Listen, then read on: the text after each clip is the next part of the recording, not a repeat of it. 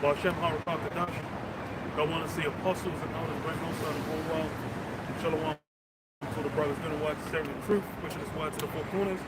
I here in London once again, pushing out the basically prophesying the end of this society, end of this current rulership that we have under the so-called white man, who is Edomite according to the scriptures. Basically saying that always seeing back through in the news, we see going down in the conflict between Russia and Ukraine, what it means, you know, for the geopolitical outlook going forward. Seeing how, you know, the economy and the leadership over here in the UK is floundering, and just the general climate over the world, where there's a variety of factors that are all going to culminate in what? And the judgment of this place, the end of this current world, man. The end of the world that the people, you know, currently ruling over. Let's start with this.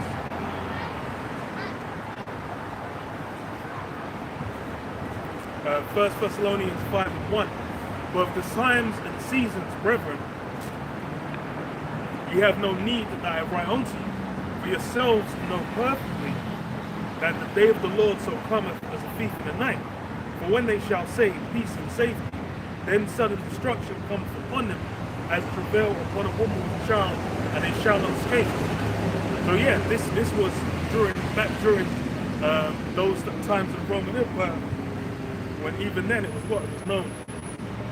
The day of the Lord's coming as a thief. They'll basically ask us, it's a day that no man knows except the Most High. But then what? We're given signs, we're given prophecies to watch for. They'll let us know, like, oh, hey, it's close. And one of the key ones is what? Wars, rumors of wars. That's one.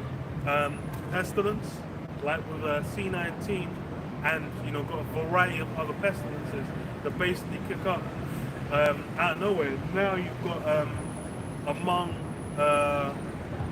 poultry mainly in the US, but also in parts of Europe as well.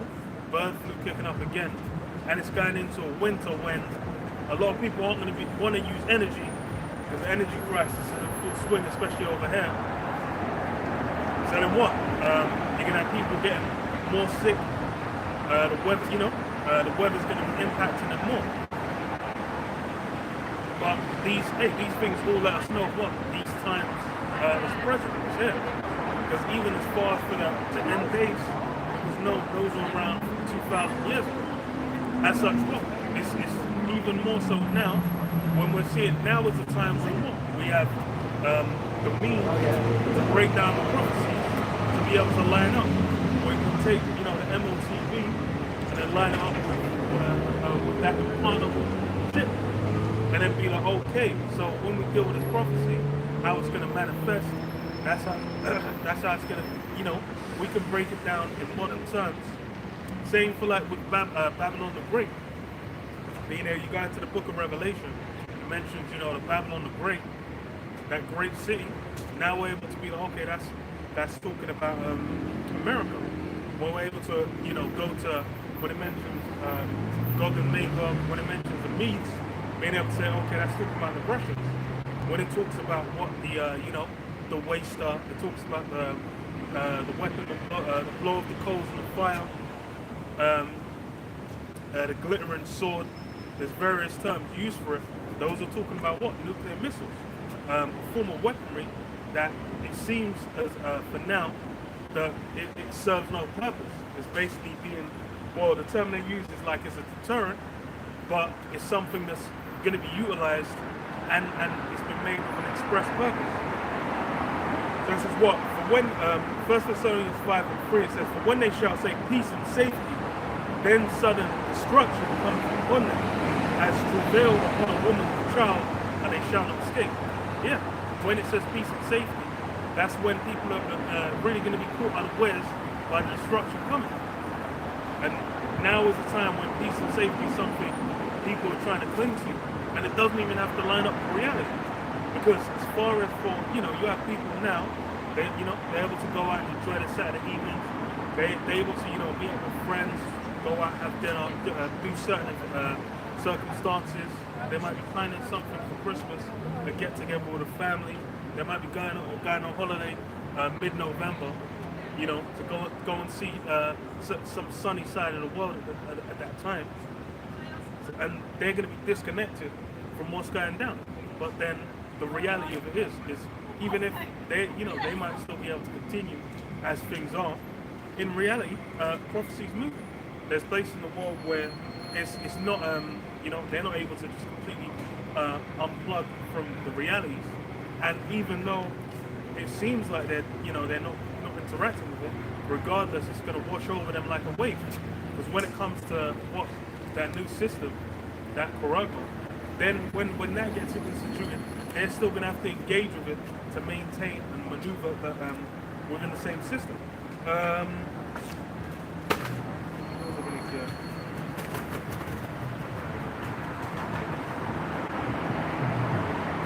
Matthew 24 and 37. But as well, 36, because I mentioned this. But of the day and hour knoweth no man, no, not the angels of heaven, but my Father only. So the day is known. It's not known by our shine, not known by the angels. It's something that only the Father knows. So we have to basically maneuver like that can be any time. And then what's it say? Those that have families be as though they that have none. So that's the way we're meant to operate is like this thing can go down with a drop of a hat. Because that's how it's going to be. Even though we see things coming, you know, it's not like we know the day. We ain't going to be able to wake up and be like, okay, you know, I'm going to keep my bug out bag with me. You know, I'm going to make sure that I've got X, Y, Z. I'm going to make sure, you know, I've got X amount of bottles. You ain't going to be able to prep it ahead of work. You're just going to be able, if you prep at all, then obviously you'll be ahead of time. But you're not going to be able to know. You might do all that prep and then just be, you know, you could be on the other side of London, you could be on the other side of the country. You could be up in Scotland, you could be down on an island, man. You know, you could be on the Eurostar making your way to Belgium, and then ship pops up and you're completely disconnected from all that prep you did. But it says what? Verse 38, for as in the days of that were before the flood, no way. 27, sorry. But as the days of Noah were, so shall also the coming of the Son of Man be. For as in the days that were before the flood, they were eating and drinking, marrying and giving marriage, until the day that Noah entered into the ark. So yeah, eating and drinking, marrying, giving in marriage. Eating and drinking, marrying and giving in marriage, until the day that what? Noah entered into the ark. Because what was it? As far as for them, they were moving like how people are moving now, and really how people move in society. They're once, you know, especially once you get to a certain level within it, you're able to enjoy certain goods within that society. Like you know, you might be able to go out, go on holiday, have the stability from your job. You might have certain investments. As far as for you, the future's looking bright. It's looking like everything's coming together and life's going to work out. But the assumption that all those things are going to come to pass, you know, as you're planning things out, that, you know, that's vanity. Because as far as what? That's something that's been done. There were people doing that up in Rome, up until the barbarians came in, you know, and started walloping their heads in, man, and snatching their filth. There was people doing it in Babylon until what? Until the Persians came in, so like the Medes came in and done the thing and put an end to it. That's just something that people do, man. Jacob was doing it in the land up until they got taken captive. It says what? When the days of verse 38, when the days of before the flood, they were eating and drinking, marrying and giving in marriage until the day that Noah entered into the ark, and knew not until the flood came and took them all away. So shall also the coming of the Son of Man be. Then shall two be in the field, the one shall be taken on the left. Two women shall be grinding the mill, the one shall be taken on the left. Watch therefore, for you know not what hour your Lord doth come. Yeah, and that's the reality. Is you basically going to be maneuvering, and there's those that are appointed to get, you know, to get grabbed up, to get snatched up, for them to get touched by the judgment. And there's those where they might be held back, they might not be as impacted until further down the line. So later things come in. They're those that are going to be reserved, so they're going to see the missiles drop. it's basically on that kind of scale where everyone's has destiny appointed to them, more or less, and that's something they're going to see fulfilled. They might just think that, oh, well, it's just everything's fine up until, because once you reach the end point, there's nothing there left to be fine still.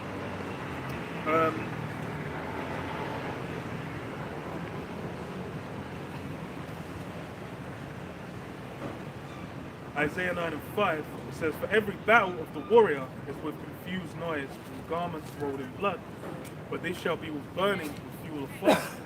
So yeah, when we go to the prior battles, prior forms of combat, then you had what? It was mainly done with men, on the ground, or more recently, in the air. They were maneuvering with what? Going back to ancient warfare, arrows, catapults, swords, spears, shields, axes, maces, a morning star. There'll be a variety of weapons, but it'll be a person-on-person kind of conflict where they get down in the muck. You can have certain pieces of armor on, you might have a shield, you can have your weapon, you can be fighting and drawing blood. But then when you have the coming war, the Third World War, the Third World spoken of in Revelation, then the way these things are going to be fulfilled is completely different. You're going to have it where it's going to come down to a nuclear conflict, which is something that now everyone can see is teetering on the edge. Going back 5 years, really until Russia, even back when they did the invasion of Crimea, that wasn't seen as drastic because it was island, it was kind of it was isolated, it was a different climate. Now the invasion of like mainland Ukraine has had such an impact on like the world. When you're dealing with oil, you're dealing with gas, but in food as well, a variety of fruits and resources. So now when they're being limited, everyone's feeling it. In Europe, you have now the energy crisis because those, that Nord Stream, that energy relationship that was being built with Russia, that's now been thrown in the bin. And as such, there's a deficit, and all these different countries now are going to have to start paying an arm and a leg for it, including England. That's something that's going to be felt in England heavily. So now we have Russia, which one of the most nuclear capable nations on the planet, is in a state where they will. They can easily bring the conflict to that scale swiftly. Even though you had for a while everyone talking about the North Korean guy, Kim Jong-un, and him doing his missile tests, shooting missiles in the South China Sea. Recently, he did one that went into Japanese waters. As far as the full conflict, that's not something that what you call it. Russia's looking more likely. That's what everyone's looking. And then even aside from that, everyone's forgotten about Iran and the Syria situation. The Syria war has more or less been a backdrop of the Middle East for a minute. Same with Iran, where it's more or less something that the state of Israel is looking to basically take them out. Can have a dominant influence in the area. But then, to do that, that's where the allies come in, and that's where you have to set a similar setup to like World War II, World War I, where one ally gets drawn in, then you have a grander scale conflict kicking off that people don't really know. Ukraine's kind of been a focus because why? Everyone's been funding it, everyone's been giving them military supplies, everyone's promising certain levels more funding and more military supplies. But once you start getting boots on the ground, that's when it ramps up.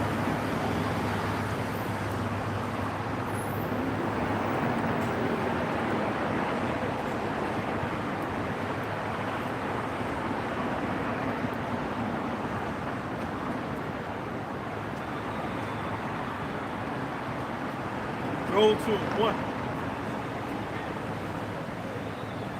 Blow ye the trumpet in Zion, and sound an alarm in my holy mountain. Let all the inhabitants of the land tremble, for the day of the Lord Yahweh cometh, for it is nigh at hand. A day of darkness and gloominess, a day of clouds and of thick darkness, as the morning spread upon the mountains, a great people and strong. There have not been ever the like, neither shall be any more after it, even to the years of many generations. But like it says, what? A day of darkness, of gloominess, of clouds. That's how it's gonna hit. Because as far as most people presently, one of their greatest fears is what? Is you're asking me a question when I'm in the middle of doing something. Oh, sorry. Come on, man. Sorry. Read it again. A day of darkness and of gloominess, a day of clouds and of thick darkness, as the morning spread upon the mountains, a great people and strong. There have not been ever the like, neither shall there be more after, even to the years of many generations. Yeah, that day's gonna be cold. It's a lot of people, they're not gonna switch without anything to do with it. It's gonna get hella emotional. It's gonna get messy. Because why? Right now you got a great bulk of the world where any form of hardship, any form of strife or challenge within their life, that's something that's causing them legendary levels of pain and burden. Because why? For them, it's stress and strain to not be at ease. Because especially with the Western world, it's so affluent, it's got so much resources focused into it. There's so much excess that you never have to go below a certain level of comfort. There's places in the world where, they're dealing with far more stress, far more tribulations and trials, just to survive, just to be able to, keep going. And that's something that's basically become alien over there. So even if it's at a point where this is why the impact of the pandemic lockdown, that destroyed a lot of people psychologically. Because why? They didn't get to socialize, they didn't go out and do certain things. And there's certain people would have been adjusted to a certain lifestyle. Where there's a bunch of things they might have done in and out the week, where they're now not able to do because the place is shut down. And then they're just feeling all jacked up. What they got to do is sit around and feel sorry for themselves. Get depressed, get diagnosed, and start munching drugs. But hey, a fire, verse 3, says what? A fire devour. What also says? A fire devoureth before them, and behind them a flame burneth. The land is as a garden of Eden before them, and behind them a desolate wilderness. And that's how these missiles are going to be seen. Well, that's how they're going to operate. Because why? They've got that propulsion system, but then what? The way ICBMs work is atmospheric entry. So they'll have the nose start heating up, and re-entering the atmosphere and having to break through. And then what? It says it's a garden of Eden before them, but then afterwards a desolate wilderness. Because why? It's a level of destruction that's on a grand scale. And that's why it's like everyone says, like, what if when you're dealing with what's it called? When you're dealing with a missile, it's mutually assured destruction was the term. For if America and Russia was to go to war, you would have the first strike capabilities, which they basically try to keep even, so that if one did strike, it would be mutually assured destruction, because before they get hit, they'll be able to release their missiles. Then it would just be like everyone gets fucked. But hey, that's something that's going to happen through the spirit. And then it's not just going to be Russia and America that are going to be slinging nukes. It's going to be other nations as well. Other nations are going to get involved. And what? It says the spirit's going to come off them to be the peace with the beast, to be peace with America, basically. And they're also going to turn on America and slang missiles. It says what? And nothing. So, as the garden of Eden before them, behind them the desolate wilderness. yea, nothing shall escape them. The appearance of them is as the appearance of horses. As horsemen, so shall they run. Yeah, that's they're going to basically move through their guidance systems where they whenever you see footage, a good example is X-Men First Class, where you have like the nukes flying off. They basically move with what in a chord. Like when you see a bunch of ducks flying in that V. That's how you have the missiles move in water. It says verse 5, like the noises of chariots on the tops of the mountains, like the noise of a flame of fire, the devourer of the stubble, as a strong people set in battle array. Before their face, the people shall be much pain, all faces shall gather blackness. That's really how it's going to be. With there's a story of what you call it in when the bombs got dropped on Japan. You had the story of the guy that basically was on site for both Hiroshima and Nagasaki, where it was like he was on his way to work and he got hit by one bomb, got up, shook it off, and then went to the other location, and then got hit by that one too, and then survived both, and then he was jacked up.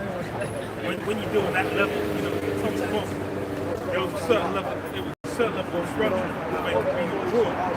But then when we get to what's this called?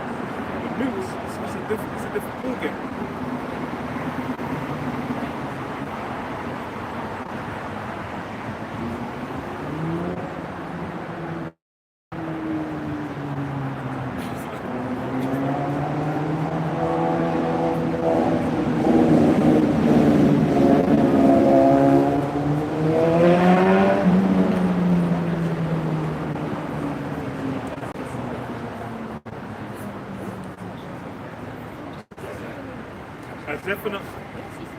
Zephaniah 14 and 12, and this shall be the plague wherewith the Lord Yahweh will smite the peoples that have fought against Jerusalem. Their flesh shall consume away while they stand upon their feet, and their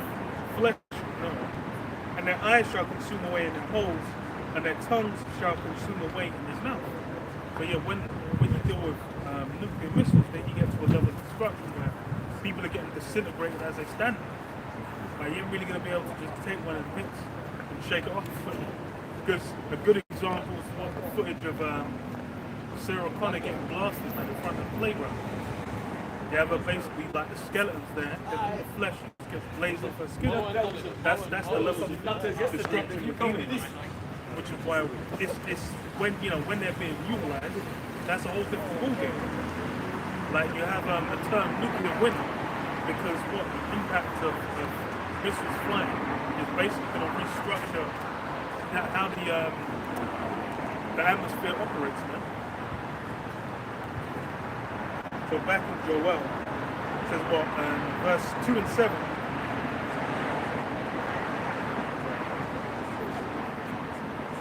Joel 2 and 7, it says, they shall run like mighty men, they shall climb the wall like men of war, and they shall march every one on his ways, and they shall not break their ranks.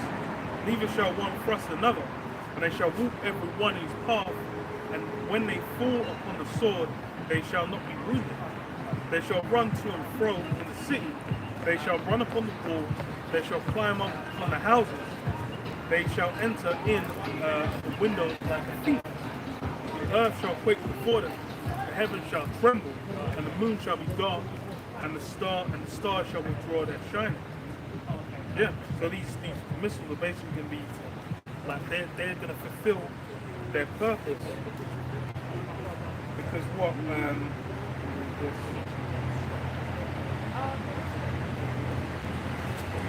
Isaiah 54:16 says, behold, I have created the smith that bloweth the coals in the fire, and that bringeth forth an instrument for his work, and I have created the waster to destroy it. So that waster was made with an express purpose. That waster was made to destroy.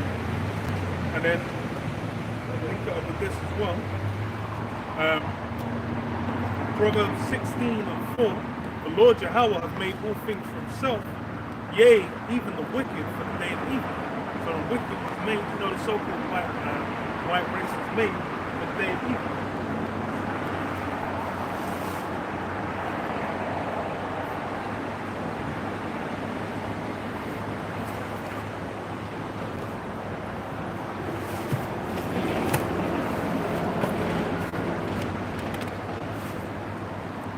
Made for what? The day of evil. And hey, that's where it links up with the missiles, man. The missiles are basically going to be used as the waster to destroy what? To destroy Esau, man.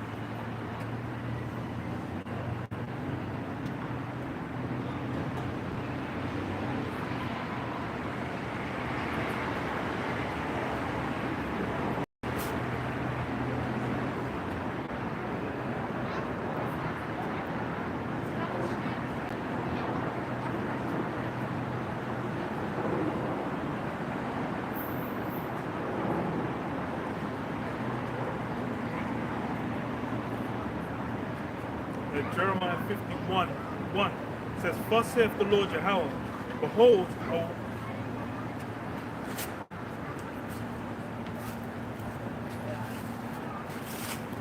behold, I will raise up against Babylon, and will and against them that dwell in the midst of them, that rise up against me,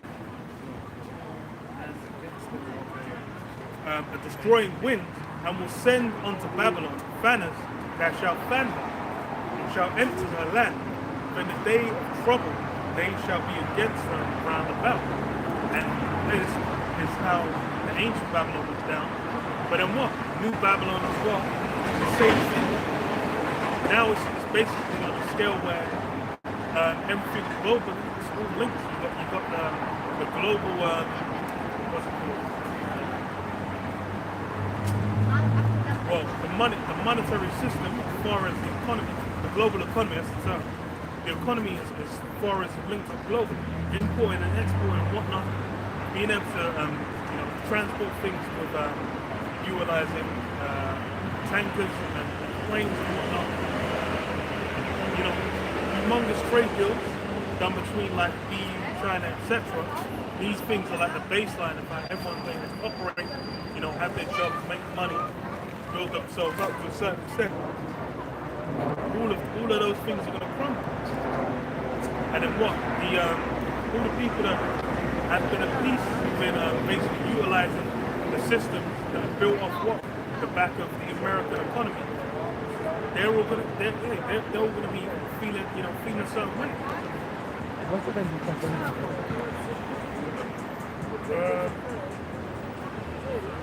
And will send unto Babylon fanners that shall fan her, and shall empty her land. For in the day of trouble they shall be against her round about, against him that bendeth, let the archer bend his bow, and against him that lifteth himself up with brigandine, and spare ye not her young men, destroy ye utterly all her host. Thus the slain shall fall in the land of the Chaldeans, they that thrust through in the streets. For Israel hath not been forsaken, nor Judah with power. But the Lord Yahweh of hosts, through their land was filled, though their land was filled with sin against the Holy One of Israel. Flee out the midst of Babylon, and deliver every man his soul. Be not cut off from her iniquity, for this is the time of the Lord Yahweh's vengeance, who will render unto her recompense.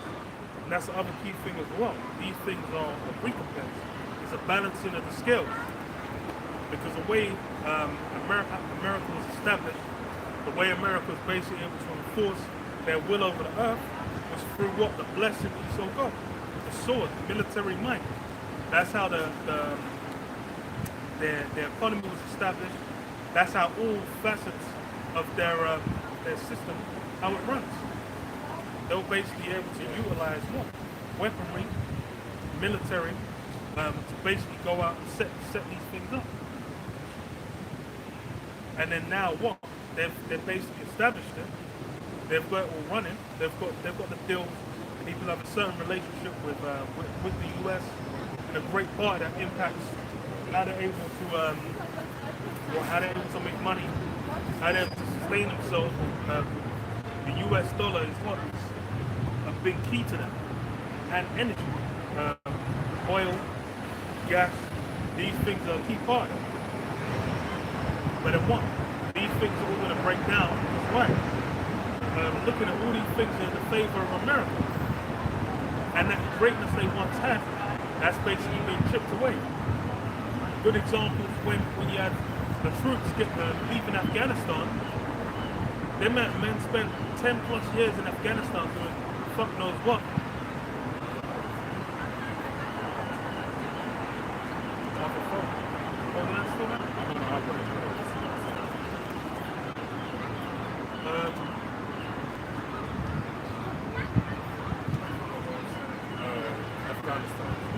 Oh yeah, when they left Afghanistan, yeah.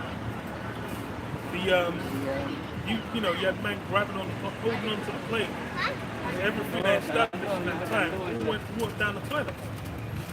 And then it was like there was no occupation whatsoever. There was no invasion where they set up and they had it running a certain way. And now it's what the Taliban just came through and took it over again and established themselves. Now they're on Twitter posting memes. It's actually ridiculous. You got the Taliban on Twitter posting memes. You got the Ukraine army on Twitter posting memes. That's why it's like even now, like the way these conflicts go down is like the internet plays a core part. It really shows. It's a new battle. Yeah, it shows like the minds of the people. It's nowhere near as stern as it was when you go back into the time, even like Vietnam. Like when was 2020, started 2020, when you had the Iranian general get blown up. Then everyone was making memes about being drafted into World War III. And that's how people engage. But then what? When these things actually come to pass, they're gonna be all messed up. It's gonna mess up the spirit. Why as well? Because the US is gonna be one of the key targets. It's gonna be one of the key spots everyone's looking at. Because why? They're the guys who currently run the current world order. It's under what? The influence of America.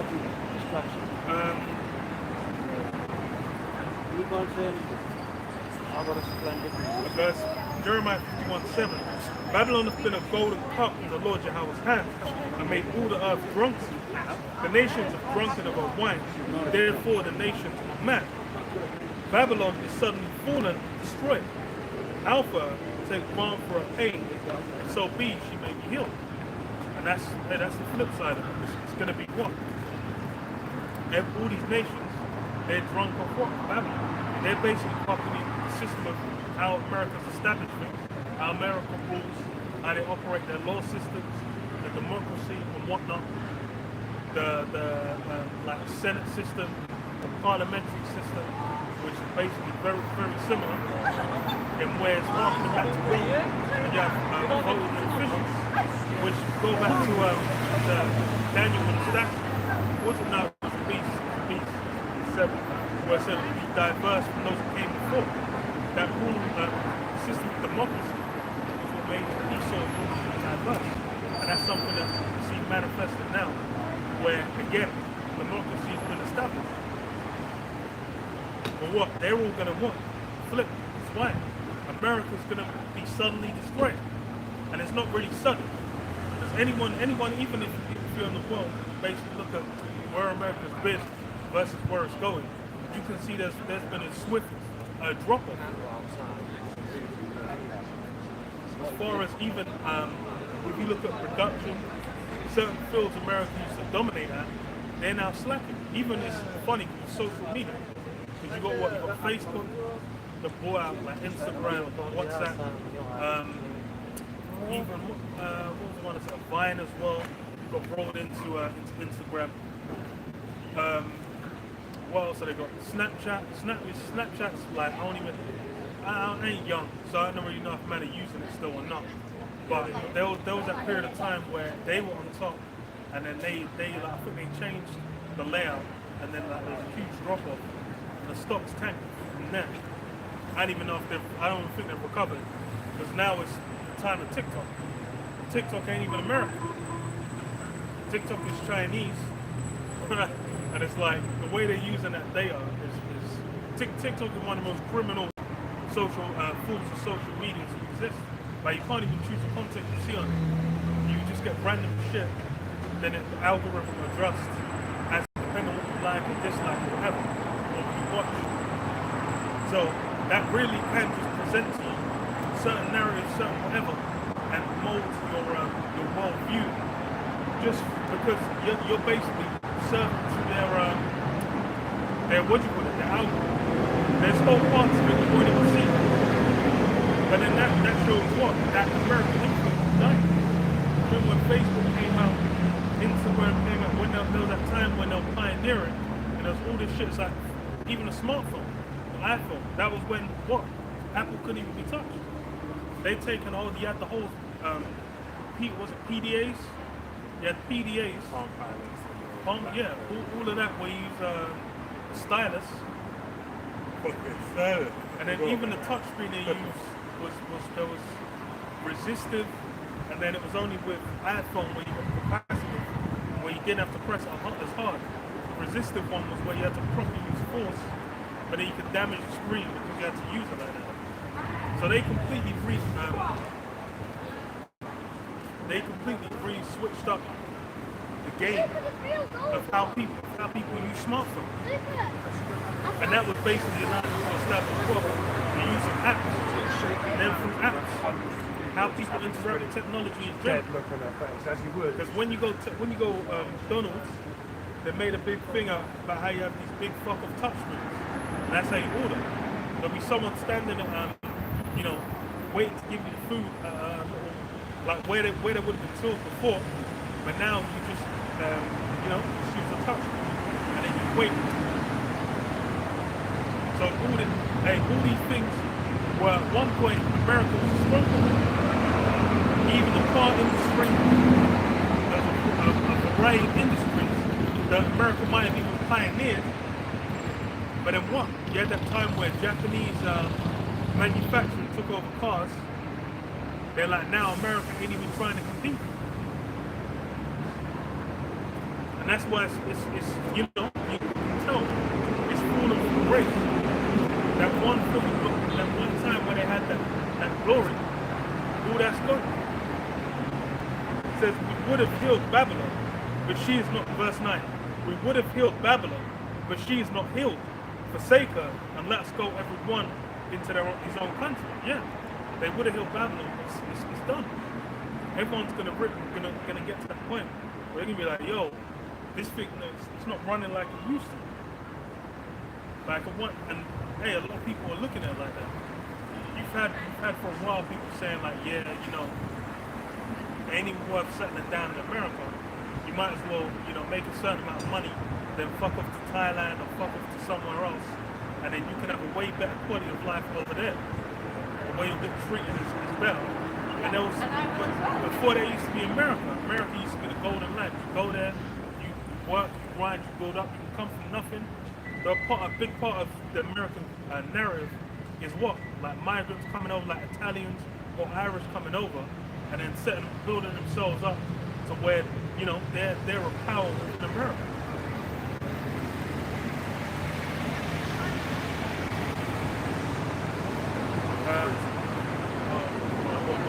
Good morning. Isaiah 14.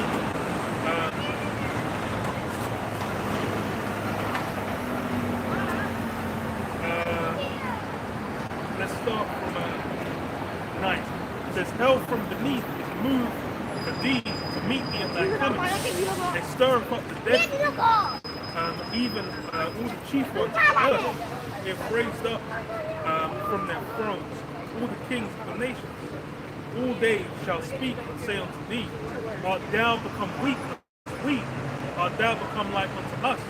Thy pomp is brought down to the grave, and the noise of thy vials.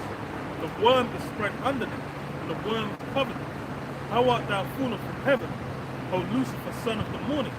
How art thou cut down to the ground, which didst weaken the nations? Now Lucifer's talking about what, man?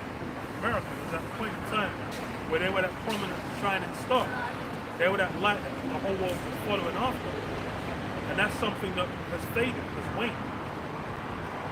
Now, as far as talking about innovations, that's what it's like. Even with, you talk about Apple, you talk about Android, iOS, whatever. These guys, all the chips that they're basing their, their phones and whatever on, their Xboxes, their PCs, their whatever, they're gonna be made in Taiwan, or they're gonna be designed in India, designed in Southeast Asia, fabricated elsewhere, fabricated in Taiwan, and then you just have them shipped to the US and used there. Because why? That light's lost its luster. It doesn't have its shine as it once did. And that's what all the nations. That's why it's like when they have their thrones restored, because the heathen are gonna have their rule back. They're gonna be like, yo, what? Who are these guys?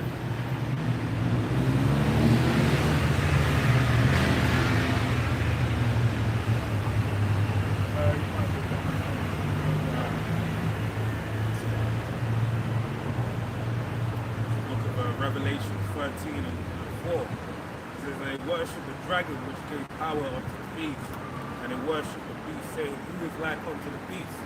Beast means spoke of in this chapter, basically NATO and EU. Basically talking about the beast with the 7 heads and 10 horns, right? Oh no, sorry. Talking about other beasts. Oh no, yeah, the beast with the 7 heads and 10 horns.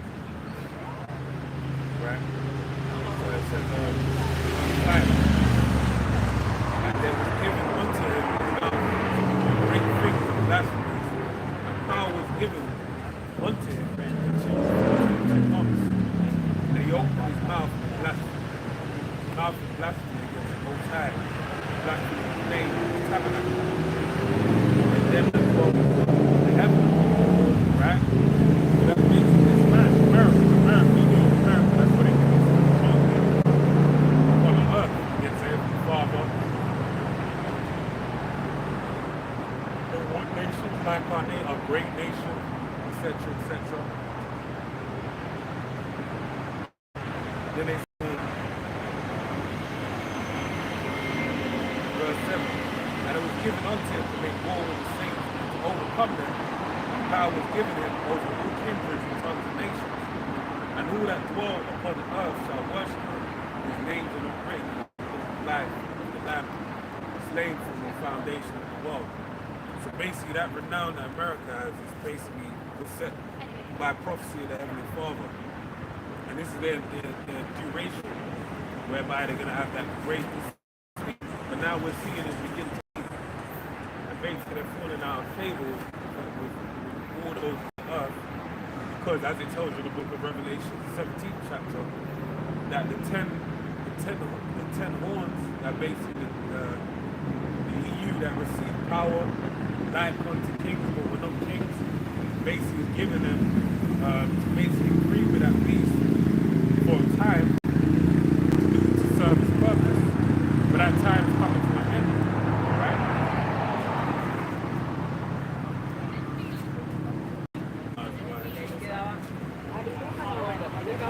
Jeremiah 51, I'll start 9 again. We would have healed Babylon, but she is not healed. Forsake her, and let us go every one into his own country. For her judgment reacheth unto heaven, and is lifted up even to the skies. The Lord Yahweh brought forth our righteousness. Come and let us declare in Zion the work of the Lord Yahweh our power. Yeah, and what says judgment reacheth unto heaven. That's why it's just that grand final judgment that's going to be utilized against the great, final people. As far as Esau is that lost kingdom that's being used to put on, a showcase for, the excesses of wickedness. And when you take it, take it to the extremes, what that results in. It says, make bright the arrows, gather the shields. The Lord Yahweh hath raised up the spirit of the king of the Medes, for his device is against Babylon, to destroy it, because it is a vengeance of the Lord Yahweh, the vengeance of the temple. Yeah, that king of the Medes, been raised up. And that's why you can see the spirit's been put on Putin from going back, where it's after you had the fall, Soviet Union, Russia was basically meant to be done. You've had what? That turn round to where that adversarial relationship with America has been rekindled over time. And where, you know, you had Medvedev and what's his name, Obese, you know, getting milkshakes, eating burgers, chilling. Now you got what? Ezekiel 38:3 and say, thus saith the Most High Power, behold, I am against thee, O God, the chief prince of Meshach and Tubal, and I will turn thee back and put hooks into thy jaws, and I will bring thee forth all thine army, horses and horsemen, all of them clothed with all sorts of armor, even great company with bucklers and shields, all of them handling swords. Yeah, basically put back in a military array, which, and that's the mindset. Because as far as going to the allies as well, and that's something that's key. You had yesterday, I don't even know who, the UK government, you know, with the headless government presently, since Liz Truss stepped down, someone decided to put sanctions on Iran for selling their drones to Iran, selling their drones to Russia. And it's funny, do you remember ages ago when there was that American drone that fell in Iran? And then like they were just like, yeah, it was just like a fresh drone. They started stripping it. They obviously would have reverse engineered it to now have their own shit that they're now selling, which is funny as hell. Because it shows like the spirit's really working to move, you know, to move these guys that basically make that block ready to come against, you know, America. So I said verse 12, Jeremiah 51 and 12. What are you saying? Yeah. Joel 3 and 9. Proclaim ye this among the Gentiles. Declare war. Wake up the mighty men. Let all the men of war draw near. Let them come up. Right? Beat your plowshares into swords and your pruning hooks into spears. Let the weak say I am strong. Assemble yourselves, come all ye heathen, and gather yourselves together round about. Till the cool thy mighty ones come down, O Lord Yahweh. Let it even be wakened and come up to the valley of Jehoshaphat. There will I sing and judge all the heathen round about. Right? That's the brother ready about. Russia is losing on their door. We walk back into the spirit warfare. Sing and praise the average of the weaker nations like Rex nations. We're showing Russia. Being Brazil, Russia, India, China, South Africa, sorry. You know, like a nation like India, they never had nuclear capabilities, right? They never had nuclear capabilities, but they do now. Right? They're finding their footing in the world stage, whereas they're able to actually be a formidable force against America. And that's really for what sake? For the sake of prophecy to be fulfilled. So like the brother said, where Russia's being woken up and their mighty men, you know, the spirit's being changed. It's the same thing that's happening now with who? The heathen nations. Because it's going to be a collaborative enterprise, or joint enterprise, collaborative effort to destroy America. And even what's going to happen is to the point where even those, as I said before, those that align themselves with America are even going to find a way to come against something more. Try and force the nation.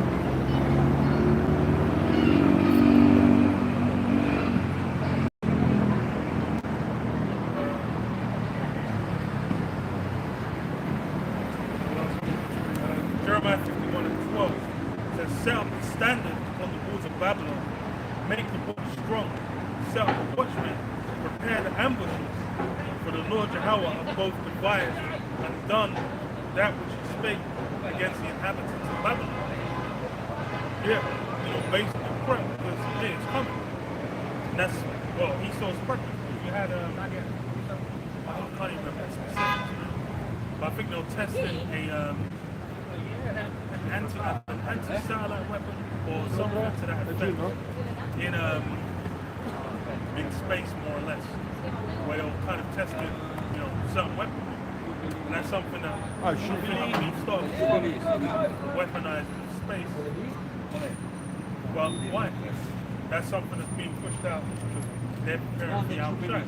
They're preparing for the chariots, which is so-called UFOs.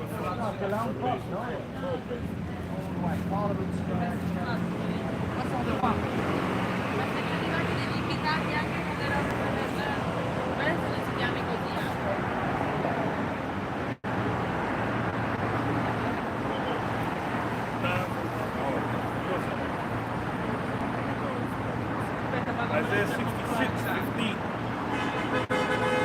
For behold, Isso aqui, Guilherme, fumar.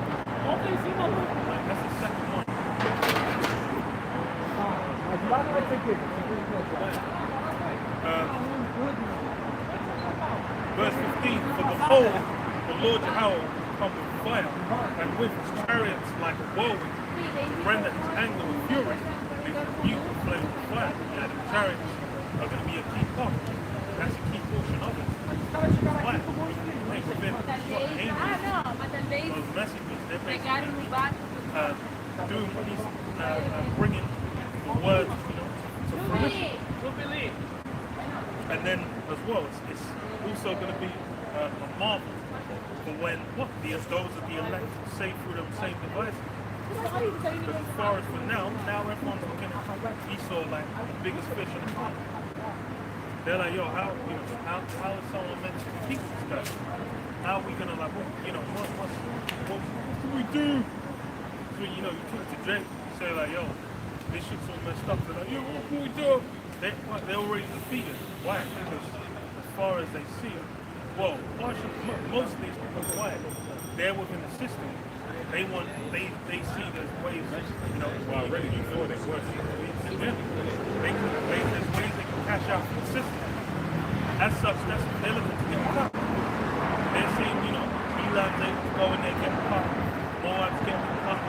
Esau's getting a bigger slice. They're seeing other kids getting cut. They want a piece. But then what? It's in reality, no hand joined in hand. The wicked shall have all cut. That says, power, lead before flesh, slain by fire and the sword. That's how it's going to go down. It's going to be done through what? Those missiles. The missiles are going to be the key tool. That's the key ways it's going to pop off. And that's something that brings terror to the general populace. Most people, what they're trying to do is see people talk about Russian things like, that bird or that drone? Must be a drone.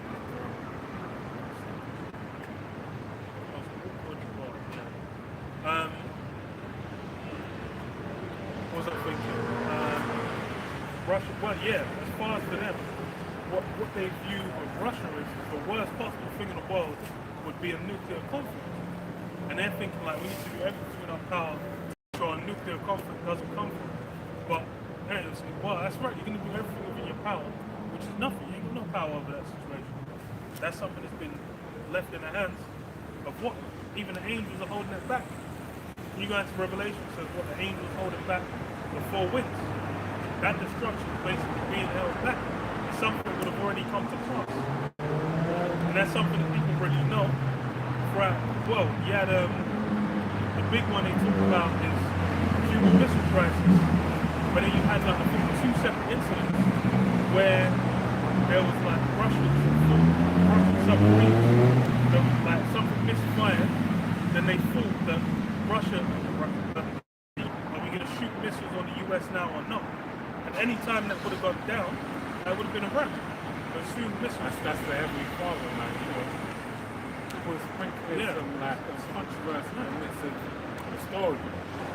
Because, people read the scriptures and think it's just as bland as, the Lord said this is going to happen, it's going to happen. Now, he's going to sprinkle some flavor in different things that are going to come to pass. Even the fact that it says in the book of Revelation 11 and 14 about the second world part, the third world coming quickly. That would have you think that it come as quick as we had the first and second world coming.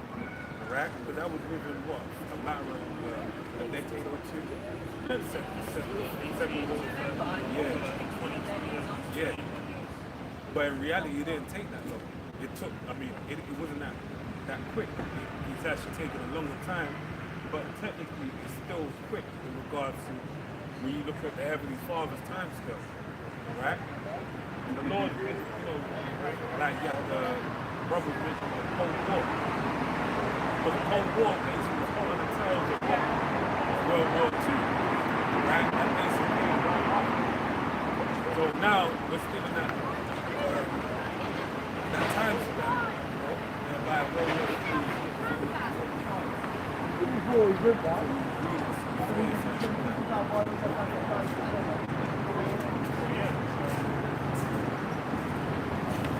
As far as the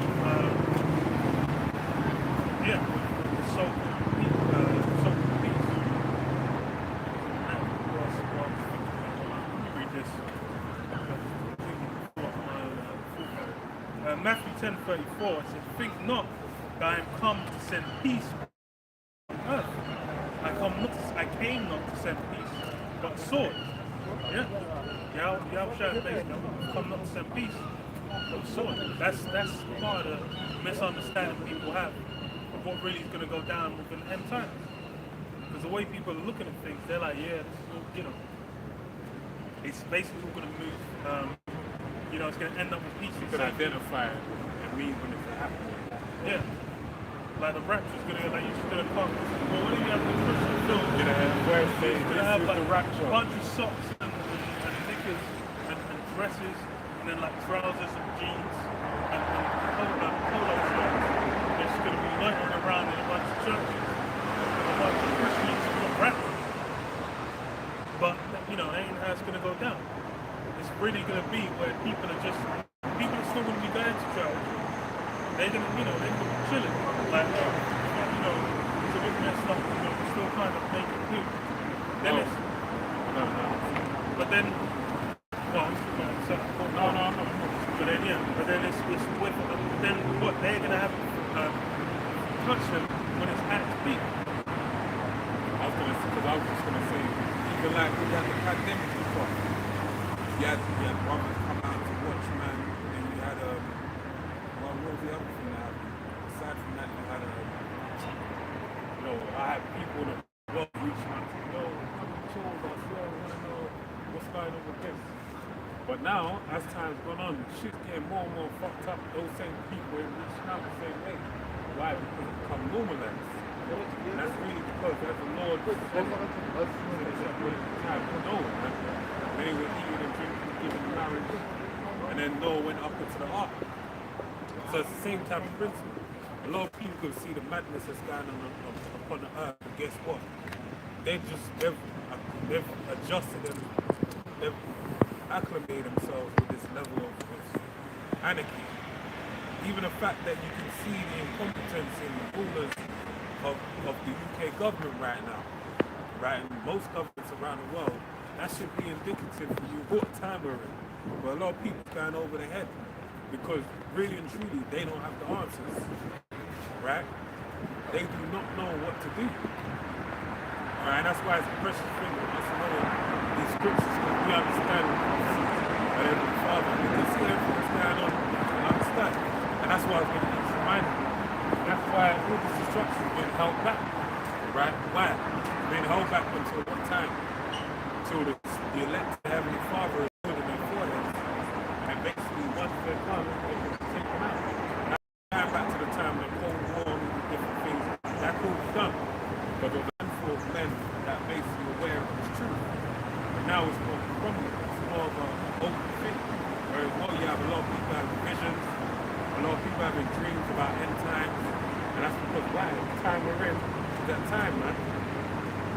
Like I was at work and I had a colleague of mine. She basically came in one day and just had a mad dream. March, she didn't say it was March, but she wasn't too groovy like it. Basically, she was about this tank goes roads in our local area, in my local area to where I work. And there was this and that happening and all that.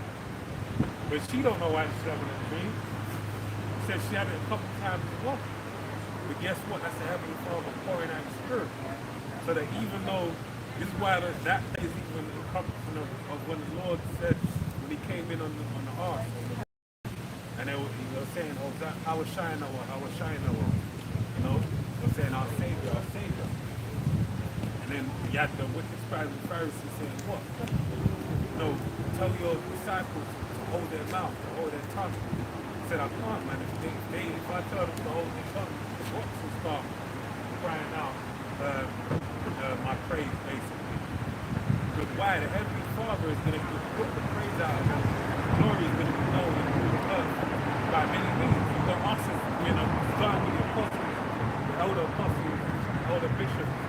They're the mouthpiece of what the Heavenly Father. Right? We have our various brothers around the world, different elders, different camps and whatnot. But guess what? You have people getting the Spirit of the Lord being poured out upon them. They pop up on YouTube and say, at that time, I saw Jesus, he was white, he was black. I saw this, I saw that. And that basically aided what? The prophesying of the word. Right? Because this is something that can't be escaped. And really, that brother already said, you've got an angel, this can't be stopped because the angel is the one that holds back destruction. No one on this earth, even though they have the keys, this commander, this general, whatever, have the keys to the nukes going off.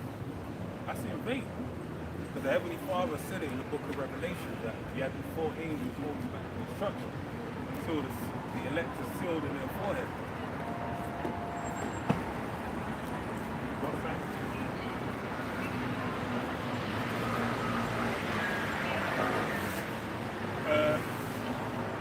Matthew 10:35 says, "What for I come to set a man at variance against his father, and a door against her mother, and a daughter-in-law against her mother-in-law, and a man's foes shall be damned in his own household.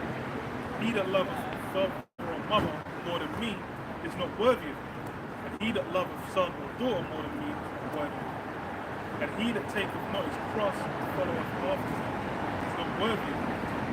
He that findeth his life shall lose it, and he that loseth his life for my sake shall find it." Now we keep what I was going to say, that finding a life and losing it.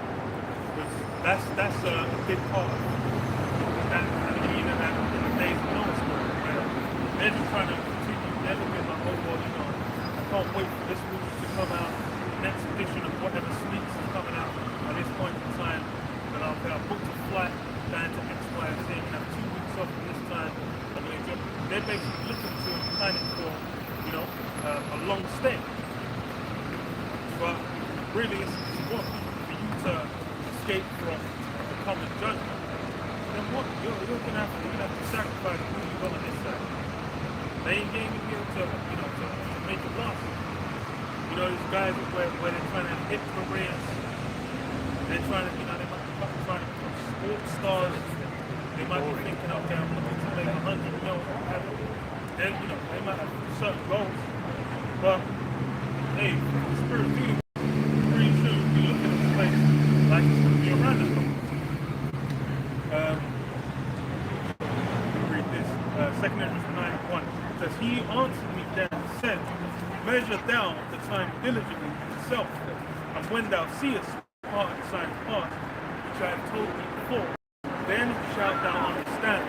There's the very same time wherein the highest will begin to visit the world which he made." And that's the signs always mentioned, prophecies, the signs of those passages.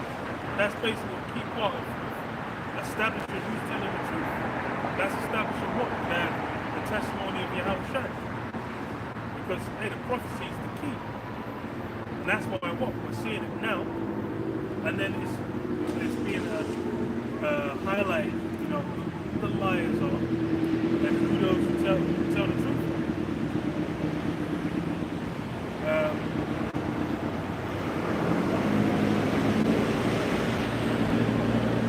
It says verse 3, "Therefore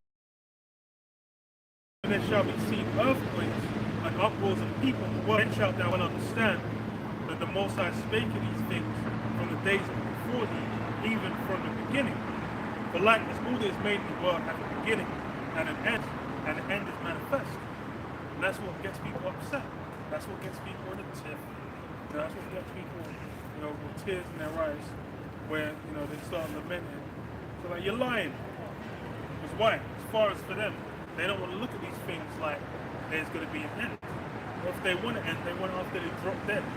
Whenever you talk to someone about the prophecy, they're always like, oh, well, what's going to be in our lifetime? What's going to be like in 40 years? He's thinking I can stop dead. They're thinking about maxing out life. Because that's the mindset of how Esau has established his current rulership.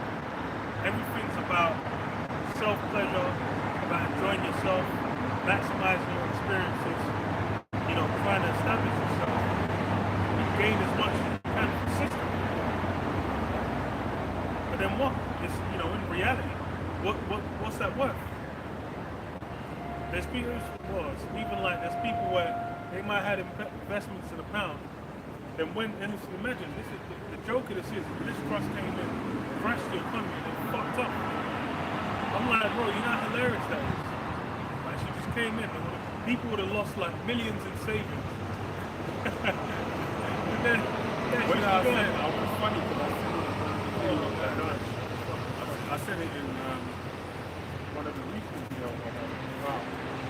The agenda of the elites is basically they raise up different leaders. They're moving forward in a certain agenda. But like I mentioned, over there in the UK, I saw the change of God that, he should Brexit blamed on David. Boris Johnson blames for this one blames for that. But when you look at it all together, cumulatively, the agenda being pushed is going in one direction. This trust just played another part. She's jumped in and fucked up the economy and just jumped out this. But it's not like the illusions. They're playing it fails. Yeah, they're playing it.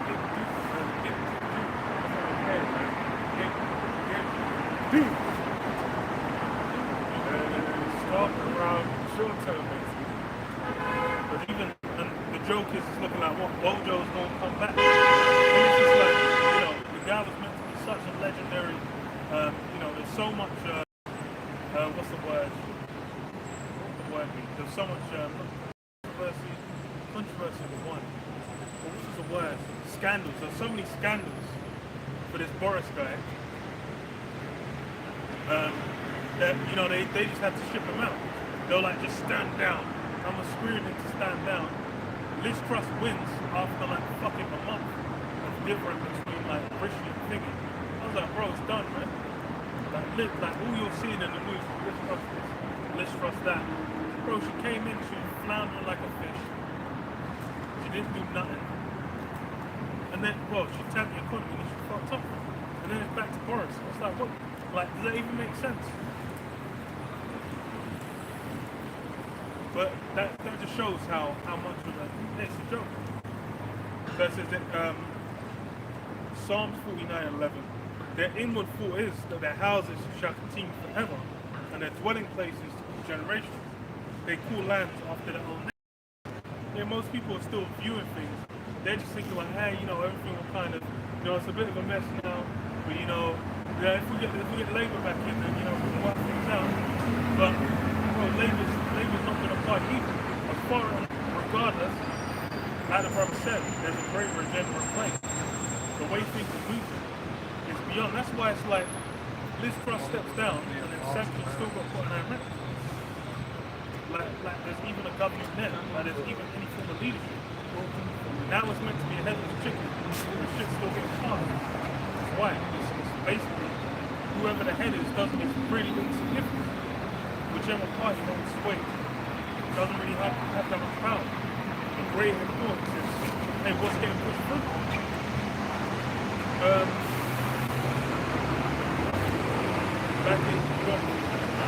Back in 2 Ezra 9.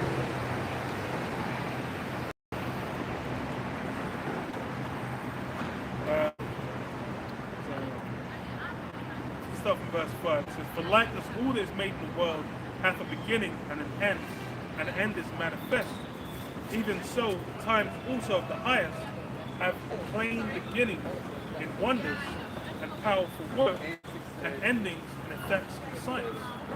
So yeah, those effects and signs of when you know what the end, that's the ending. And what we see now, those effects and signs. The fact that the economy, like, when you tank overnight, like it did, that alone is fucking insane. You go back like even a decade, and it's like what even like just off one like basically government economic policy being announced, it's done everything. Like almost death spiral, like it was a Weimar Republic. I was fucked. But hey, that's how it's got to now. Things are fragile. Things are basically it's what about enacting the plans, fulfilling the prophecies. Because the economic system, the current one, right, that's the fact. Because they, we need the reasoning to bring the Kuragma, for the Kuragma to have that esteem, that desire where people are going to clamor for it. They're going to want to jump into that system. And it's funny as well, you mentioned like in, what was it, in Canary Wharf, one of the banking districts, you got Bank, which is, Bank down the road. And then,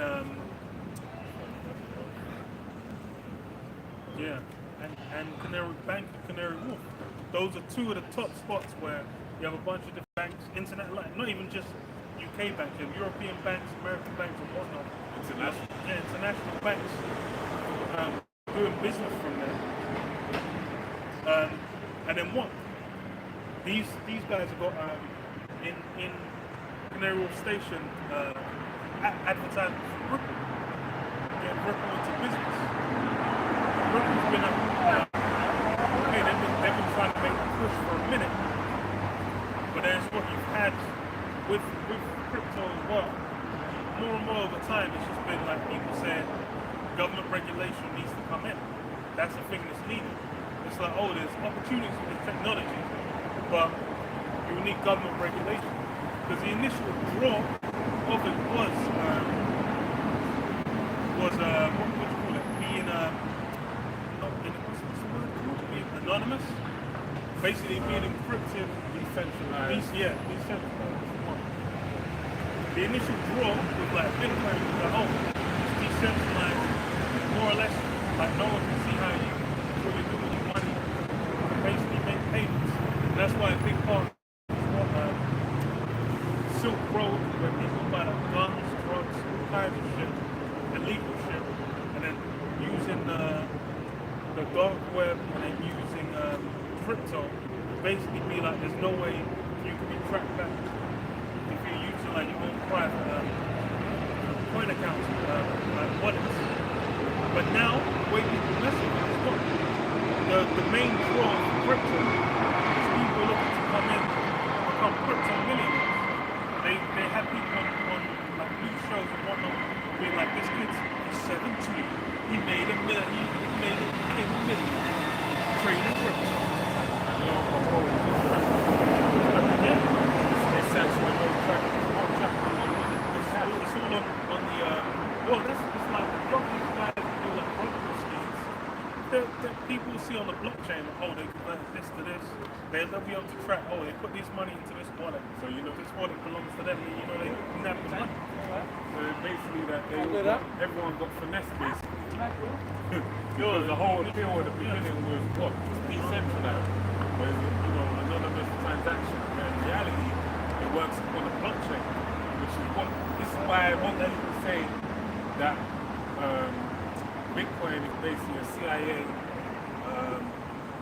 agenda or a CIA program or something like that. I don't know the word, but basically they use it was like a trial run to basically get everyone into it, to adjust to it, to feed into it, which has been happening because the appeal, as you said, is people becoming millionaires overnight. Right? That's what people are thinking, oh, I want to make some money. That's why most people, they're not looking to do anything anonymous. They're just like, yo, just jump in and make some money. And that's why, as you see with time again, it's a process that over time the original appeal was, that's why it was a big thing in the criminal underworld. The thing of it being used for what? Illegal transactions. You think, oh, I've already said. So if you want to buy guns, drugs, do human trafficking, what would you, or even fraud, what was the currency of choice? Bitcoin, cryptocurrency. And now it's been through the appeal. You have a lot of people that actually dealt with that back in the day. They said, man, if I kept my Bitcoin, I wouldn't be doing trafficking human beings. They would have been a fucking trillionaire. That's how they're looking at it. They would have sold it the first No, it would have been like free but that's what they were saying, you know. And they're offering it. They said, oh, Yeah. free man. Yeah. That's the reality. But it's more. You see this, it's like now, it's played out. Yeah. There's a lot of people really just looking at it like, oh, people are just trying to draw people in to make money. There's like, well, after BitConnect was a super one. That's when they said the whole BitConnect, them guys got done in, man. They got super rough. Them guys, they come from hung for the gallows. They got hung for the quarter, man. Them guys were done. They were toast. And it's like, now it's basically just looking at it like, yo, the government needs to come in and make something happen. And that's why you had trials. You had it in China where they had the digital yuan. I believe.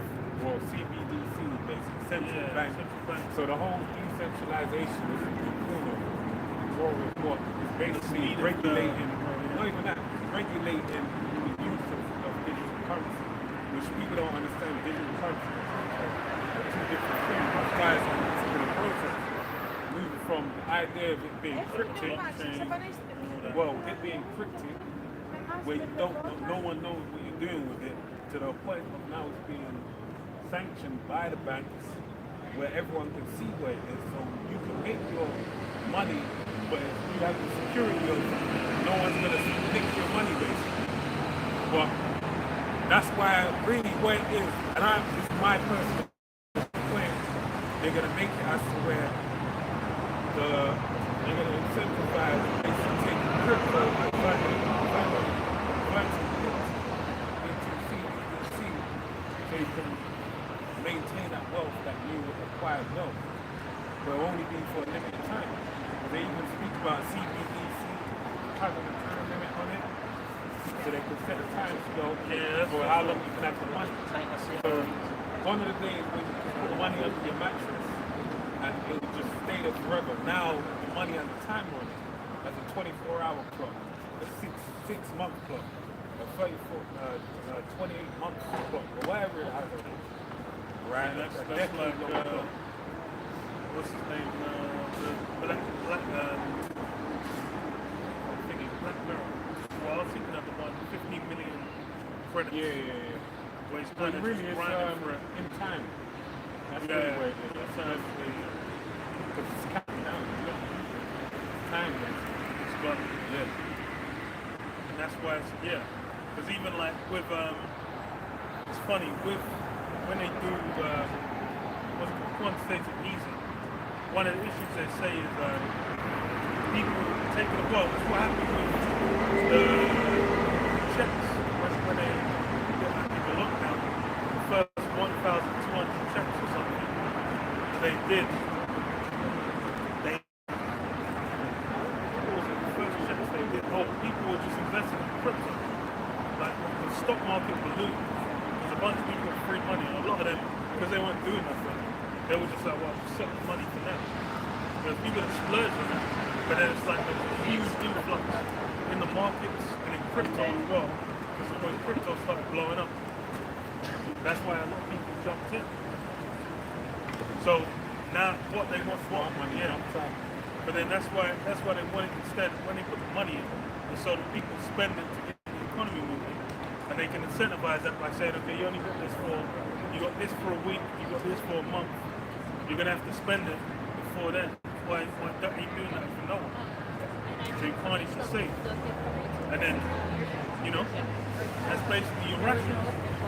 And really, people are already adapted. They really live like that. People live paycheck to paycheck.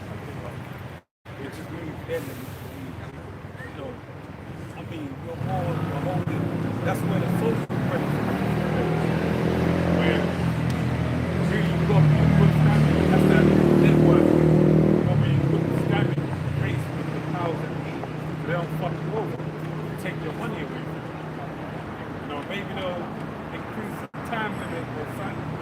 don't know how they're gonna do it, but those are the parameters they have to play with, and they can adjust it accordingly. But ultimate what people basically Darwin needs the power to do.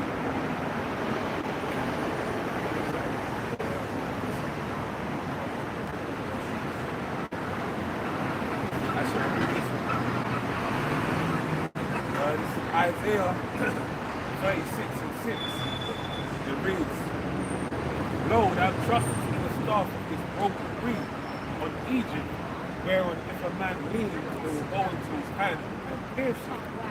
So is Pharaoh king of Egypt to all that trust in him."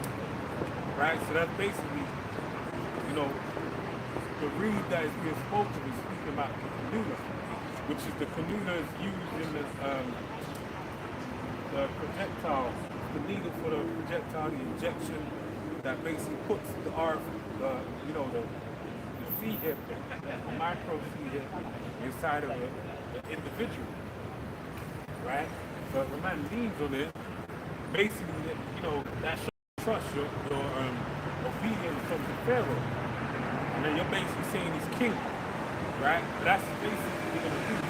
Because everything that's happening now with the value of the currency, the current circumstances, that's all for one thing. It's all for the sake of this man having power to bring about that season. And whoever is for, the electors of Satan, they're basically going to get down with it. Right? This is going to be a suit after faith. You're going to have people running in droves to basically, broad is the way that leads from destruction. You're going to have a broad number of people basically running to get that season. Right? And at the same time, they want to destroy a lot of people as well. They want to kill a lot. That's why the Georgia Guidestones that were taken down and told you they want to depopulate the world, having 500 million people on Earth, when presently there's about nearly 8 billion people. So they're saying we're going to kill around 7.5, 7.2 billion people on Earth. And this is why the things like the vaccination and all this type of stuff, that's why it comes into play. Because when you take that needle inside the jump shot, basically what's happening? They're basically going to compromise their health, right? It's even funny, I come across one article down from my tab. It basically says that people that take that juicy juice, basically their immune system is compromised 30 times more than someone that has natural immunity. So basically, you don't know what's around the corner. And a lot of people are saying, man, I took it, I'm fine. You don't know what's coming around the corner. Wiping the farm, face of the earth. Because Bill Gates has been saying, Billy No Mates, he's been saying that, look, man, the next pandemic that comes is going to be a lot worse than this one. So is that going to be the zombies out here? Isaiah 31:1. Woe to them who go down to Egypt for help and stay on horses and trust in chariots, because they are many, and in horsemen, because they are very strong. But they look not to the Holy One of Israel, neither seek the Lord your help. So yeah, woe to them. Because part of basically interacting with these things Esau's offering is you're essentially putting what? Your faith, your trust within Esau to resolve your circumstances. And that's something where that leads directly into dealing with the corrupt. You're obviously going to be looking to deal with that the same way. And that's how a lot of people in the world are going to be. They're basically going to be looking at things like, am I just going to endure through? Or am I just going to do the same thing I did before and roll over? No, just roll over. Back in 2nd Edges 9, it says, 2nd Edges 9 and 7, it says, and everyone shall be saved and shall be able to escape by his work and by faith, whereby ye have believed. That's the key thing that's needed, faith. And that's something that in modern times, it's not relevant. That's old news, man. that's dead food as far as people are concerned. They're looking at faith like that's something that ain't had no relevance for a hot minute.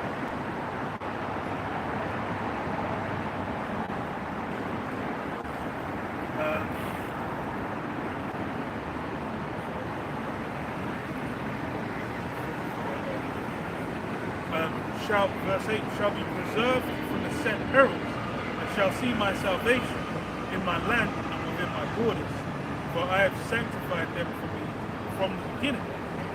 And that's how those are the elect. They've basically been preserved. They've been sectioned off. They've been separated from the hell that everyone else is going to visit. They're obviously going to be receiving tests, trials, tribulations, basically being built up. Then even as a thing goes down, they're still going to be tested. But they're not just going to be out open to the elements like the heathen. Well, like those basically not the elect, which is what the heathen and the 2/3 is. It's going to be the majority of Jinn, but they're basically just going to be out there open to the elements. That's why they've already put all their effort, all their trust, all their faith in what? A different form of energy. They're thinking, they're looking at Esau like, okay, now this is the means for salvation. Everything's going to be alright. Well, you ready? Well, even with all of these different forms of, well, every kind of issue that exists in Esau's system, everyone's like, eventually we'll just come up with some technology to deal with it. That's kind of the mindset. Everyone's looking like, at some point in the future, we're going to solve, so we have unlimited energy, unlimited food, you can have babies whenever you want. If you're a man, you can just turn into a woman. They're thinking all these things are basically going to come to where Esau's going to have, full reign over them. In reality, no, he's got what he's got. He's got enough to fulfill what he needs to do for prophecy. But then that doesn't mean he's basically going to have absolute control over everything. And that's where, these guys have that faith. Where like, no, Esau's going to do it. And that, that's going to drag you, you're going to follow it into a ditch. What you say? No, I was going to say, you read it earlier about he that seeks that loses, he that loses that. But basically what it is the illusion of, suffering be good on the back end, something bad on the front end.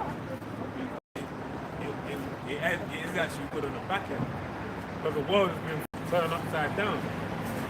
So everyone's doing things whereby they think that this is gonna benefit me in the long run. Or if I insulate myself, with crypto and I prep that, I save up this, that. Basically, it's hard to do. I'm going to be able to get, see myself through it. But in reality, the things that are coming is going to do. There ain't nothing that can bring the pain. A lot of people don't have foresight to see things that are going to happen. For example, the pandemic. Right? Because the moment that happened, everyone was coming out of the woodwork seeking an answer.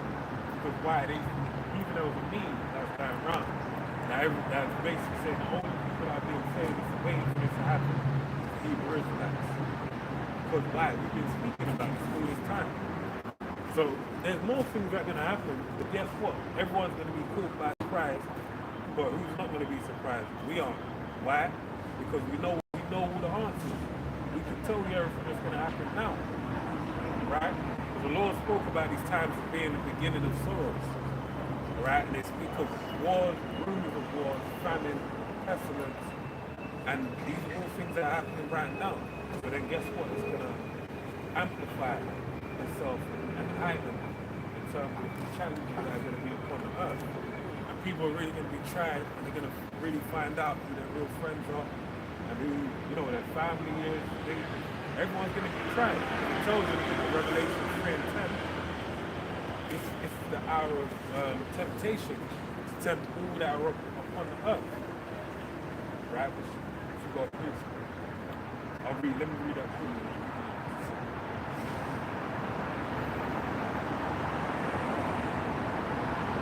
So it's the book of Revelation 10. It says, because thou hast kept the word of my patience, I also will keep you from that temptation which shall come upon all the world to try them that dwell upon the earth. Yeah, this is a moment that's going to come to try everyone upon earth. Right now, we're being tried through the furnace of affliction. Right? The whole time, from the moment the brother stepped into the stage, being made aware of everything that Heavenly Father says in the Holy Book. They're basically going through their trials and tribulations. So guess what? All the people that have been living in peace and enjoying their life, dealing with the usual run-of-the-mill life kind of circumstances, guess what? They're going to be tried now. They're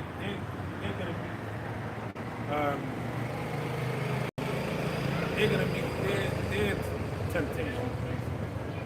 Some of them are going to be tempted to be cannibals, all right? They eat for a day or two, maybe a week or so, push to their limit.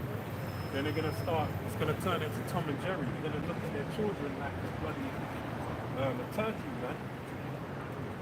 And they're going to be tempted to eat them. And we got examples of that in the faith. I mean, in the Bible, sorry, when you had the famines that happened, where basically, when those famines happen, people make agreements to basically eat some of the children. And then after they were full, what happened? The woman that came to them and said, your child, she didn't ask the Lord for it.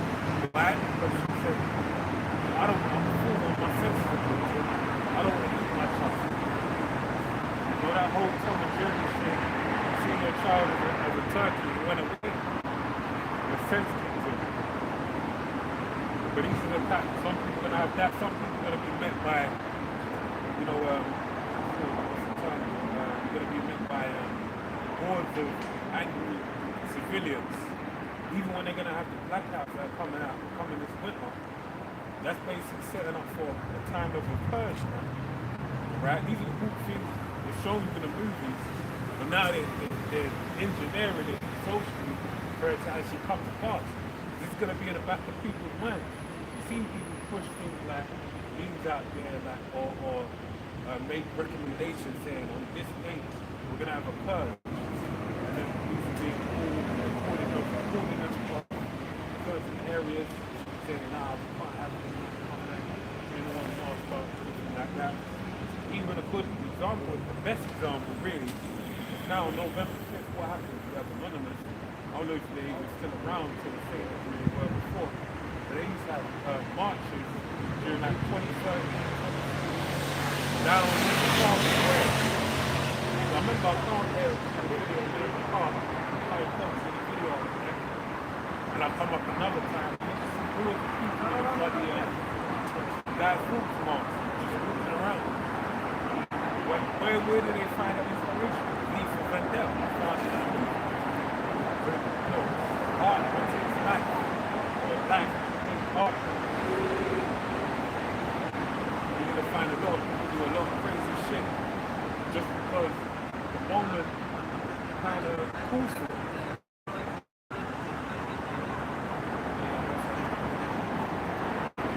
Romans 9 and 10. And not only this, but when Rebecca also had conceived even by our father Isaac, for the children being not yet born, neither having done any good or evil, that the purpose of the Most High, according to election, might stand, not of works, but of him who calleth. It was said unto her, the elder shall serve the younger, as it is written, Jacob have I loved, but Esau have I hated. What shall we say then? Is there unrighteousness of the Most High? The Most High forbid.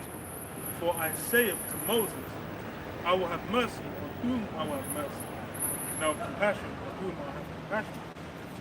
Whichever we're dealing with, the judgment going down, basically what? You have the elect, and they've been from certain things. They're basically being taught enough to where they ain't going to get touched, ain't going to take the ball. they're basically gonna maneuver. They're essentially gonna maneuver in a means by which they're gonna control and they have to control. Some of them might want to kill, but hey, they basically receive it at the end. It's gone back into your brain because Ezekiel 9 and 4, man. Basically had the apostles. We also go to Isaiah 30 and 10. Parents that behind you say this. There's a part that's been set upon the elect over them, right? But many of them for the church and children. But they had a purity of light, a sign of Christ to be the domination of the United.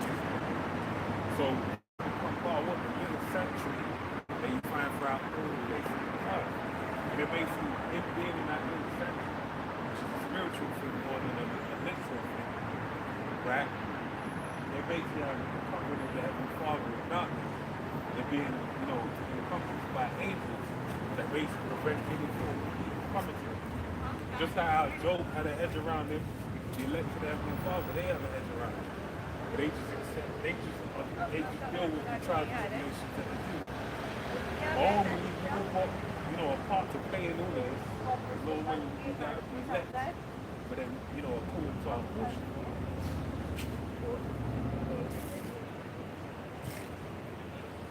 For the children being not, Romans 9, for the children being not yet born, neither having done any good or evil, that the purpose of the Most High, according to election, might stand, not of works, but of Him who called us. Yeah. Children being not born. Election. It's like what was said unto Jeremiah, before me the devil, I knew. Why? When he's saying the Spirit's coming back. So really you have what? It's what's being enacted out. And that portion you've been a lot. It says what? It's said unto us, holding myself in your hand. As it was written, Jacob I love, but Esau I hate. What shall we say then? Is our righteousness with the Most High for me? And then for that to even play out, is it unrighteous? That's what people are like, you should, like, they're basically trying to move in the word of day. But this is what Esau needs to do anyway, because if he's to be held to account for anything his ancestors have done, to any regard, he's basically the most legendary criminal to exist. That's such why it's like now, like, okay, everyone that comes out, it's like they're clean. I like to explain the basic of Medina. But hey, that's not the reality. Reality is she's still tied down by things we've done in past lives. It says, "But for he saith to Moses, I will have mercy on whom I will have mercy, and I will have compassion."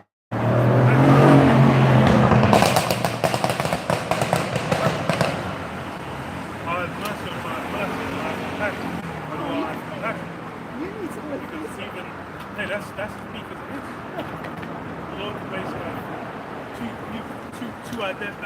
two men with the same task, and then they might both fail, and one receives a worse punishment than the other. That's just how Yahweh should have determined to go down. Because it's like even Yahweh Shai had his favorites. That's the same. There's certain men that they get on, but then this is the thing. That's how the Lord gets down. And it's down to that. As far as for me, he was paid and he was given a job, an unenviable job. Which, hey, it's fucked. Because basically there's no form of salvation. There's no reprieve for him to fight. He's basically got to serve his role. And that's as cold as it is.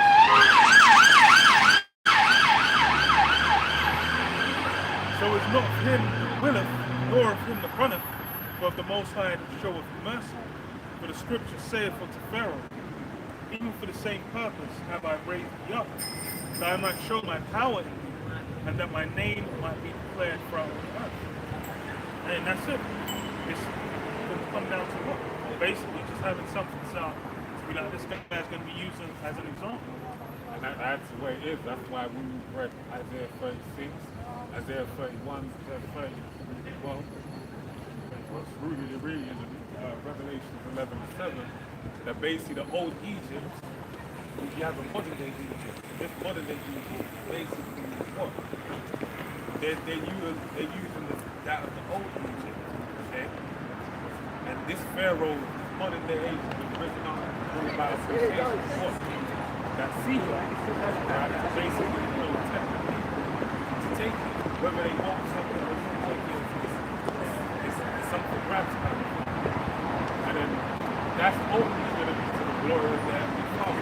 Then, when the Heavenly Father sends down the rain from the beautiful heaven, those people with the sea with them, that mark, they're going to be blown off with the wings. Whereas everyone that basically, as the elect, they're going to be spared that destruction. But it's going to be glorified in the Heavenly Father.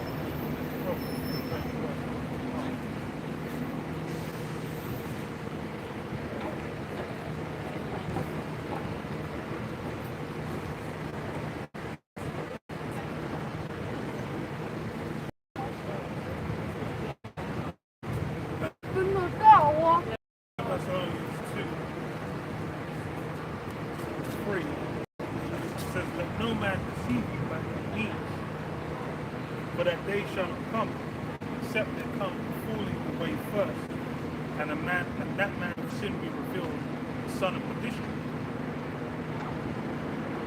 Yeah, that's Esau's wrong. Who Esau is, that needed to be revealed. And that's something that's come out. And it plays a key part. You learn that prophecy from Esau. And then see how everyone's bound to witness that. So you can see easily how Paul will be like, actually fuck this guy. He was posed and exalted himself above who that's called the Most High, or that's worshipped. So that he is the Most High. Said the temple of the Most High. Showing himself that he is the Most High. That's pretty what Esau done. Esau tried to flip it to where he's now viewed as power and life. He's now viewed as he's worshipped. Because why? Now it's like everyone shifted from the religious. What's everyone looking at? They're looking at things like democracy, carnality, through scientific theories, through social. Yeah, basically what Esau's established was his form of wisdom on the earth. That's what people recall to artists. They know it was around 56 million years ago. I would say, the Paleolithic period or whatever. But this is when men were like, this is when, creatures went from lying down to standing up. Like Homo erectus. So that's when, went moving around, with scales and shit. And then he just decided, he's going to flip onto your feet. And then just with an arm, that's it. You were swimming in the ocean. For a couple hundred million years, and then we took the ship and stood up. but that's what people hearken to. They'll say, you mentioned the scriptures, or how creation went down in the scriptures. People look at me like, who's this weirdo? And then you listen to them talk about the Big Bang Theory. It's a bunch of matter that exploded.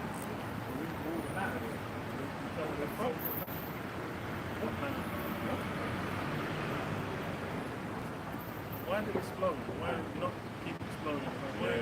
Why are we not moving around? It's a big bang picture. I don't know. There's so many questions. Because the math's still different right now. No one's really had it properly, adequately explained. And they always miss the point.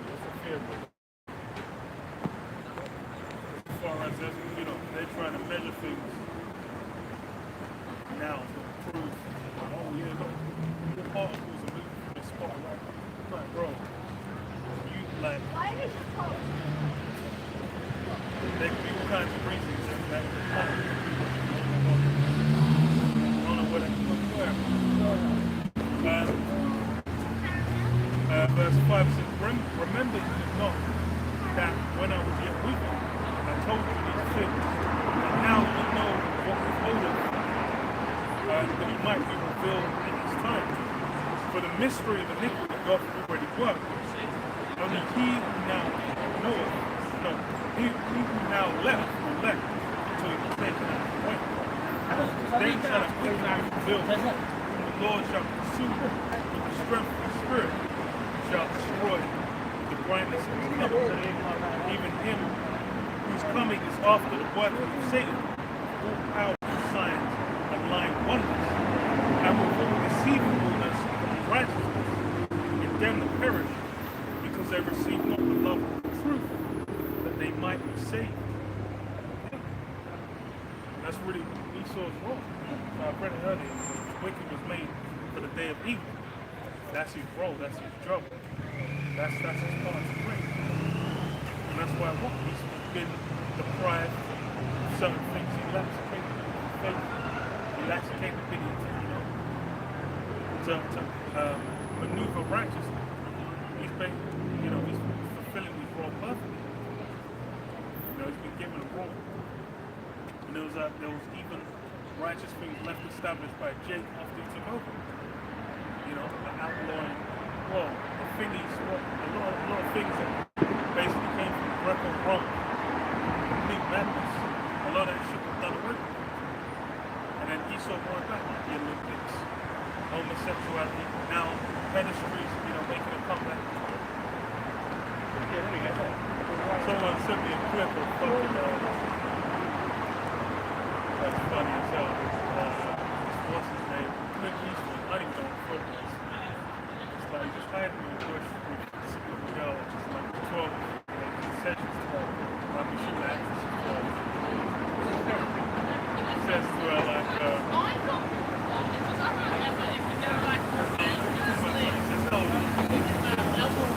it'll be 13th of September. It's so fucking it's so random. I was like, one of those like funny quick certain things. But it's like even also what it is. But it's funny. I think he's still I don't think he died out. He's still making music. I was like, that's why it's like the way things are going. Well, that's why what's his name?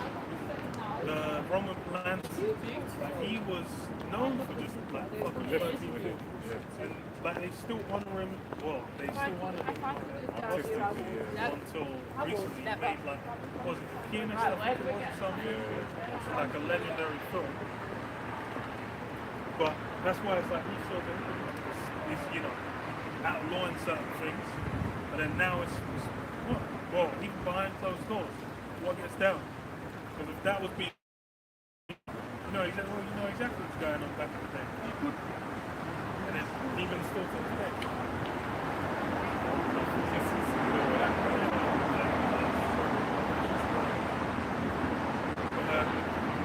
What do you think?